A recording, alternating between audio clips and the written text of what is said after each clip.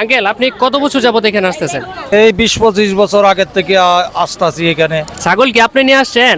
এটা বেচা কিনে করি আমরা। মানে এখানে মানুষজন কিন্তু এখানে আপনাদের কাছ থেকে কিনা ওইখানে দান করে না? কিনতে পারে। গরু দেখেন, এই যে বলেছিলাম না গরু আছে এখানে, গরু এখানে কিন্তু এনেছে। এই ভবনটার মধ্যে মহিলারা নামাজ পড়ে থাকে। প্রতি 3 মাস 4 মাস পরে পরে যে এত কোটি কোটি টাকা ওঠে দেখেন।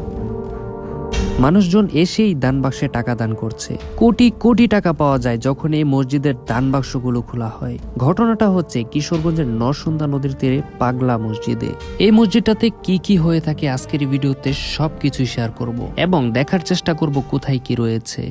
গফরগাঁও থেকে একটা সিএনজি নিয়ে ব্রহ্মপুত্রের সৌন্দর্য দেখতে দেখতে রওনা দিয়ে দিলাম হোসেনপুর নামক এলাকার দিকে। কিন্তু যাত্রাপথে শুরু হয়ে গেল প্রবল বৃষ্টি। হোসেনপুর নামতে আরো বৃষ্টির পরিমাণটা বেড়ে গেল এবং দাঁড়িয়ে রইলাম। বৃষ্টি থামলে হোসেনপুর থেকে একটা অটো নিয়ে রওনা দিয়ে দিলাম কিশোরগঞ্জের উদ্দেশ্যে। রাইট নাও গাইস, আমি এখন আছি কিশোরগঞ্জ সদরে। আমাকে ঠিক এই জায়গাটার মধ্যে অটো নামিয়ে দিয়েছে। আর আমি গফরগাঁও থেকে প্রথমে একটা সিএনজিতে উঠেছি, তারপর এসেছি হোসেনপুরে। সেখান থেকে একটা অটো নিয়ে আমি কিশোরগঞ্জ সদরে চলে এসেছি। আমাকে এই রাস্তাটা দিয়ে পুরোটা হাঁটতে হবে। সো কাউকে জিজ্ঞাসা করি, আমি কিন্তু অনেক আগে এসেছিলাম, এখন রাস্তাটা চিনতে পারছি না। ভাই, পাগলা মসজিদ কি এদিক দিয়ে যায়? ও আচ্ছা আচ্ছা, পাগলা মসজিদে যেতে প্রায় 10 মিনিটের মতো লাগতে পারে। এখানে রাস্তাগুলো বেশ সুন্দর, আপনাদেরকে তো বলেছিলাম আমি কিশোরগঞ্জ এলাকাটা অনেক সুন্দর আর এখানে প্রচুর কাজ হয়েছে। পাগলা মসজিদটা কোন দিকে আঙ্কেল? পাগলা মসজিদটা কোন দিকে? এদিকে। যে রাস্তাটা দিয়ে হাঁটছি এই রাস্তাটার মধ্যে প্রতি শুক্রবারে এত পরিমাণ মানুষ থাকে, কারণ পাগলা মসজিদে সারা দেশ থেকে কিন্তু মানুষজন এসে থাকে। এই রাস্তাটা দেখে আমি চিনে ফেলেছি এটাই হচ্ছে পাগলা মসজিদের রাস্তা। এইখান থেকে আরেকটু সামনে আগালেই কিন্তু পাগলা মসজিদ পড়ে। আর ওই পাশে কিন্তু একটা নদী রয়েছে, সেই নদীর পাশেই কিন্তু মসজিদটা। নদীটা অসম্ভব সুন্দর একটা পরিবেশের মধ্যে। প্রথমে হচ্ছে এটা পাগলা মসজিদের প্রথম গেটটা, এটা সম্ভবত মহিলাদের জন্য যে নামাজের ব্যবস্থাটা রয়েছে। এই যে এটা হচ্ছে সেই গেটটা যেটা দিয়ে মহিলারা প্রবেশ করে। আর ওই পাশে হচ্ছে পুরুষদের নামাজের ব্যবস্থা। এখানে কিন্তু মহিলাদেরও নামাজের ব্যবস্থা রয়েছে। হেঁটে হেঁটে এগিয়ে যেতে লাগলাম সামনের দিকে, কারণ এই জায়গাটিতে মহিলারা নামাজ পড়ে থাকে প্রতি শুক্রবারে। এছাড়াও তাদের জন্য কিন্তু প্রতিদিনই নামাজের ব্যবস্থা রয়েছে। আপনারা এই যে ভবনটা দেখতে পাচ্ছেন না, এই ভবনটার মধ্যেই মহিলারা নামাজ পড়ে থাকে। তো এখানে কিন্তু সুন্দর একটা তাদের জন্য নামাজের ব্যবস্থা হয়েছে। আর এখানে কিন্তু মানুষজন কোরআন শরীফ দান করে থাকে, আর বিভিন্ন জিনিসপত্র কিন্তু এখানে দান করে থাকে। মেইনলি টাকা পয়সার যে বিষয়টা সেটা হচ্ছে দান বাক্সগুলোতে দান করে থাকে। দেখেন এই যে এখানে কিন্তু একটা দান বাক্স রয়েছে। কত কত মানুষের ভিড়, প্রতি 3 মাস 4 মাস পরে পরে যে এত কোটি কোটি টাকা ওঠে দেখেন। মানুষজন এইভাবে ভিড় করে দেখেই দান বাক্সগুলোতে। দেখেন এখানে কিন্তু মানুষের 6 নাম্বার, তারপরে এখানে কিন্তু আরেকটা নাম্বার রয়েছে। এখানে টোটাল দান বাক্স রয়েছে হচ্ছে 2টা। এখানে কিন্তু মানুষজন টাকা পয়সা দান করে থাকে, এছাড়াও কিন্তু মন তারপরে অন্যান্য জিনিসপত্র দান করে থাকে। প্রতি 4 মাস পর পর যখন এই দান বাক্সগুলো খোলা হয় তখন কিন্তু কোটি কোটি টাকা পাওয়া যায়। এটার কারণটা আমি এখানে কতক্ষণ দাঁড়িয়ে বুঝলাম। একটু পর পর এসে মানুষজন টাকা দান করছে 2টা দান বাক্সের মধ্যে। আর এই মসজিদটাতে টোটাল দান বাক্স রয়েছে হচ্ছে 9টি। সারা বাংলাদেশ থেকে কিন্তু মানুষ এই মসজিদে আসে এবং টাকা পয়সা দান করে। এই পাশে যে 2টা দান বাক্স রয়েছে আপনারা তো দেখতে পারলেন কত কত মানুষ টাকা পয়সা দান করছে। আসলে সারা দেশ থেকে কিন্তু এখানে মানুষজন এসে থাকে এবং বিভিন্ন জিনিসপত্র দান করে থাকে।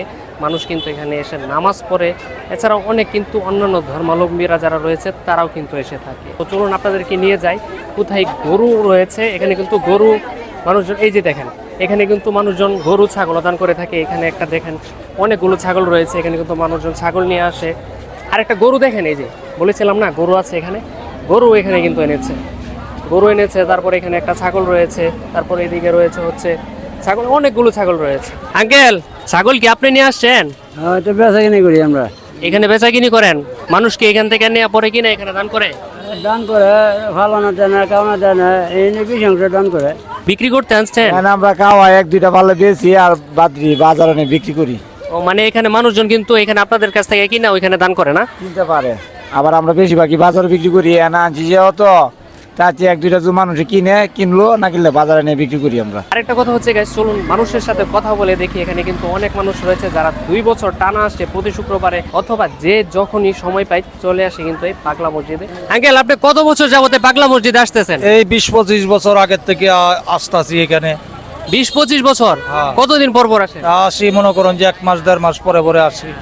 ও মাই গড গাইস, উনি কিন্তু প্রায় 20 বছর যাবতে পাগলা মসজিদে আসতেছে। আরেকটা কথা হচ্ছে, এরকম মানুষও পাওয়া যাবে যে কিনা 40-50 বছর যাবত, মানে উনি ওনার জীবদ্দশায় যতগুলো সময় উনি পার করেছেন প্রায়ই কিন্তু পাগলা মসজিদে এসে থাকে। আঙ্কেল, আপনি কত বছর যাবত এখানে আসতেছেন? আমি প্রথম। আজকে প্রথম আসছেন? ভাই, আপনি কত বছর যাবত এখানে আসতেছেন? আমি গেছে বছর আসছি, আজকে আসছি। কত বছর? গেছে বছর আসছি আর আজকে আসছি। মানে টোটাল 2 বছর, মানে 2বার আসছেন এক বছরে?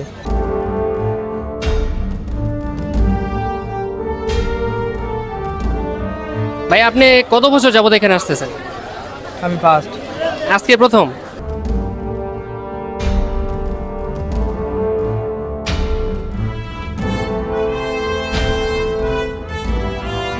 গাইস, এখন আপনাদেরকে নিয়ে যাব পুরুষরা যেখানে নামাজ পড়ে থাকে। তখন আমরা ছিলাম হচ্ছে যেখানে মহিলারা নামাজ পড়ে থাকে। মহিলারা কিন্তু এখানে অনেক টাকা পয়সাও দান করে, এছাড়াও কিন্তু মহিলারা অনেক জিনিসপত্র কিন্তু দান করে থাকে। আর আপনাদেরকে যে এই জায়গাটা হচ্ছে পুরুষদের জন্য নির্ধারিত। আপনাদেরকে যে বলেছিলাম এখানে একটা সুন্দর নদী রয়েছে, এইখানে হচ্ছে সেই নদীটা। এখানে দেখেন কত সুন্দর একটা ব্রিজ, আসলে ব্রিজটা দেখলে মনটা জুড়িয়ে যায়।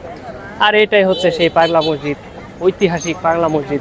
এই মসজিদটা তৈরির পেছনে কিন্তু একটা বিশাল ত্যাগের ইতিহাস রয়েছে। যিনি তার সাম্রাজ্য ফেলে রেখে নদীর পাড়ে বসবাস শুরু করেন এবং নামাজের সময় হলেই কিন্তু সে নামাজ পড়তে দাঁড়িয়ে যেত। সো সেখান থেকে কিন্তু একটা ছোট একটা টিনের মসজিদ তৈরি হয়। আর আজকে হচ্ছে এটার সেই ফলাফল। দেখেন কত উন্নতি হয়েছে পাগলা মসজিদের।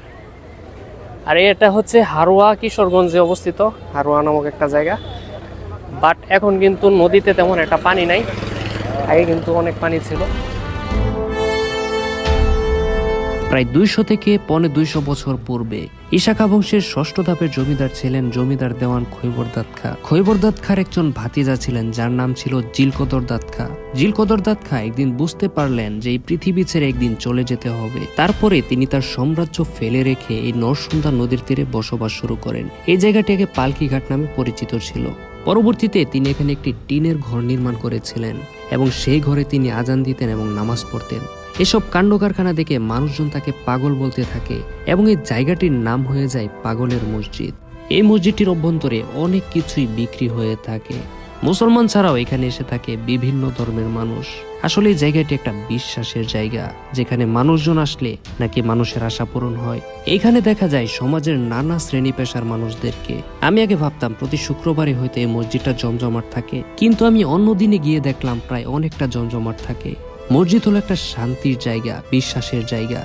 দেখতে দেখতে ব্লগটির একবারে শেষ পর্যায়ে চলে এসেছি। ব্লগটি যদি ভালো লেগে থাকে তাহলে অবশ্যই লাইক, কমেন্ট, শেয়ার এবং সাবস্ক্রাইব করে পাশে থাকবেন। সবাই ভালো থাকবেন, সুস্থ থাকবেন। আল্লাহ হাফেজ।